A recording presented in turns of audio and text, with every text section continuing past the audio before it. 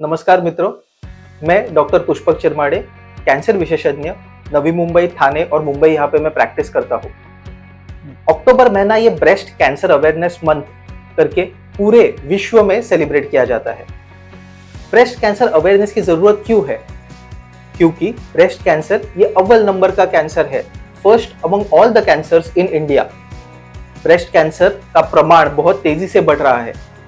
पहले हमको लगता था ब्रेस्ट कैंसर सिर्फ बड़ी उम्रों के लोगों के ही लिए है, बट अभी लेडीज 20 या 30 साल की उम्र में भी ब्रेस्ट कैंसर से डायग्नोज हो पा रही है। तो आज जानते हैं ऐसे कुछ सवाल जो लोगों के मन में है ब्रेस्ट कैंसर के प्रति, the common myths and their truths. So let's start.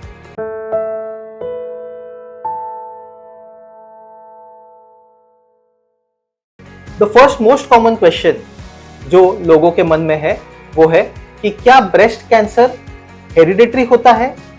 मेरी मम्मी, मासी या बहन को अगर ब्रेस्ट कैंसर है, क्या मुझे भी ये हो सकता है?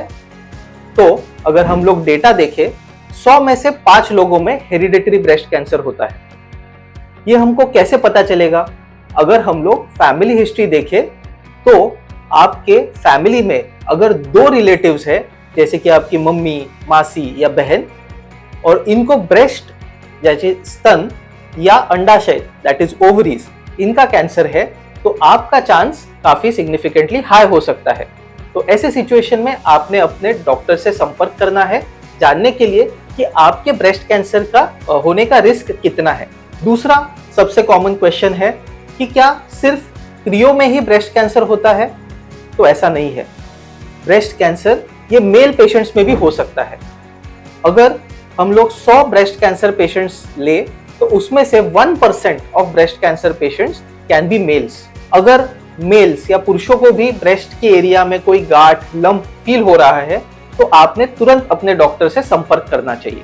तीसरा सबसे इंपॉर्टेंट क्वेश्चन है कि क्या सिर्फ बड़ी उम्र की लोगों में ही ब्रेस्ट कैंसर है, जैसे 50 या 60 के बाद ही ब्रेस्ट कैंसर शुरू होता है? तो अभी जो हम लोग डेटा देख रहे हैं ये काफी चिंताजनक है। इसमें हम लोग ने देखा है कि ब्रेस्ट कैंसर होने का जो उम्र है वो धीरे धीरे कम होते जा रहा है।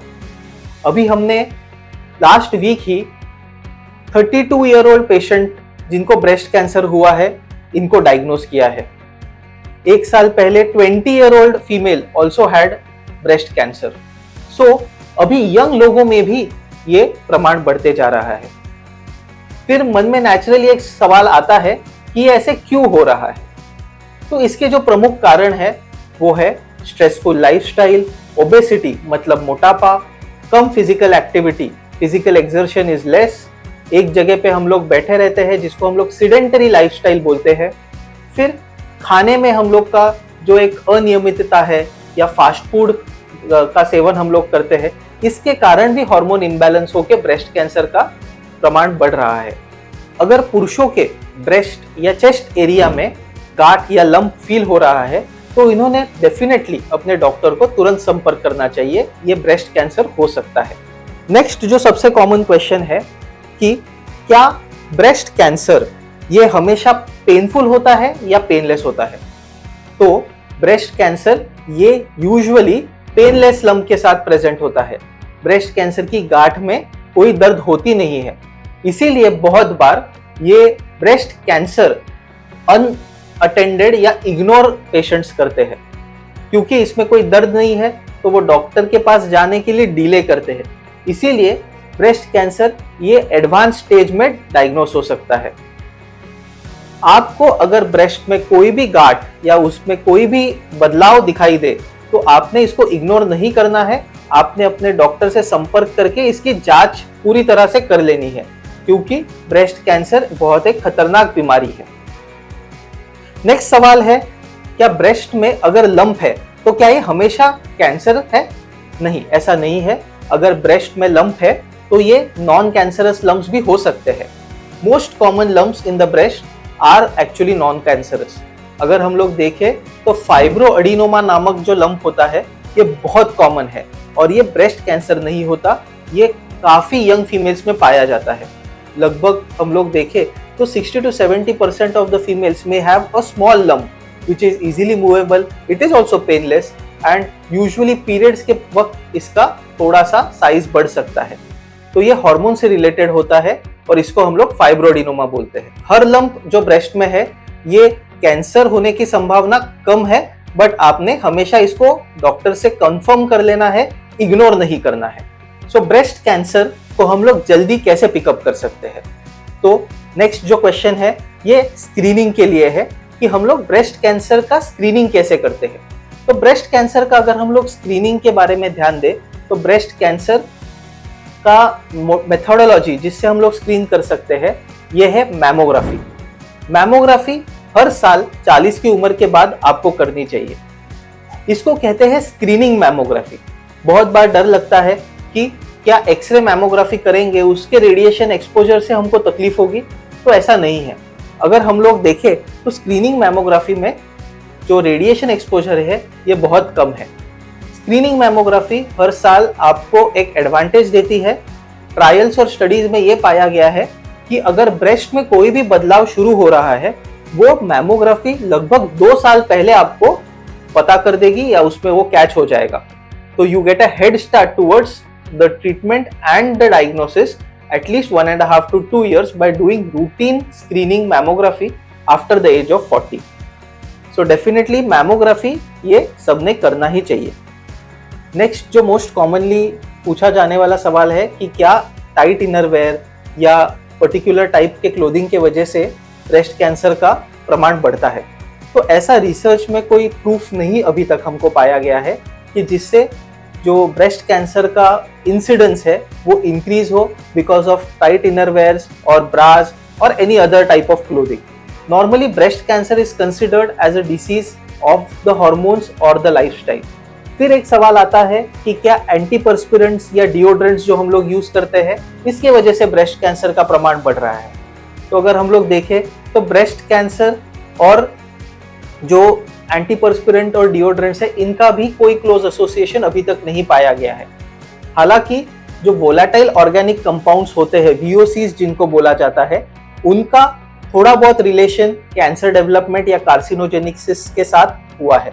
सो एक सजेशन ये रहेगा कि आप अगर ये डिओड्रेंट्स या परफ्यूम्स या एंटीपर्स्पिरेंट्स यूज भी कर रहे हैं तो उसको अच्छे से या कम क्वांटिटी में यूज करें और जो FDA सर्टिफाइड है यही प्रोडक्ट्स यूज करें। नेक्स्ट सवाल ये आता है कि क्या मैमोग्राफी जो हम लोग ईयरली स्क्रीनिंग मैमोग्राफी बोलते हैं इसे करने से कैंसर डेवलप हो सकता है? तो नहीं। स्क्रीनिंग मैमोग्राफी में जो रेडिएशन एक्सपोजर है ये बहुत ही मिनिमल है, इससे आपको बिल्कुल डरने की जरूरत नहीं है। मैमोग्राफी अगर हम लोग ईयरली बेसिस पे करें तो उसके एडवांटेजेस बहुत ज्यादा है rather than risk. So definitely yearly mammography is something that is required. बहुत बार लेडीज में ये भी सवाल होता है कि सर लंप फील नहीं हो रहा है तो क्यों मैमोग्राफी करें? तो ये भी एक इम्पॉर्टेंट क्वेश्चन है कि मैमोग्राफी करने से जो स्क्रीनिंग मैमोग्राफी हम लोग बोलते हैं उससे हम लोग कैंसर को जल्दी डिटेक्ट करने की कोशिश कर रहे हैं। तो वो डिटेक्शन आपको लंप फील होने से पहले भी हो सकता है। नेक्स्ट सवाल है कि ब्रेस्ट कैंसर अगर डेवलप हो गया है तो इसमें हमेशा पूरी ब्रेस्ट निकालने की जरूरत होती है। तो ऐसा नहीं है दोस्तों। ब्रेस्ट कैंसर की सर्जरीज जो है अभी काफ़ी एडवांस हो चुकी है जहाँ पे सिर्फ लंप को हम लोग रिमूव कर सकते हैं और इसे कहते हैं ब्रेस्ट कंजर्वेशन सर्जरीज, जिससे ब्रेस्ट का जो सिमेट्री है या अपीयरेंस है ये बिल्कुल अफेक्ट नहीं होता।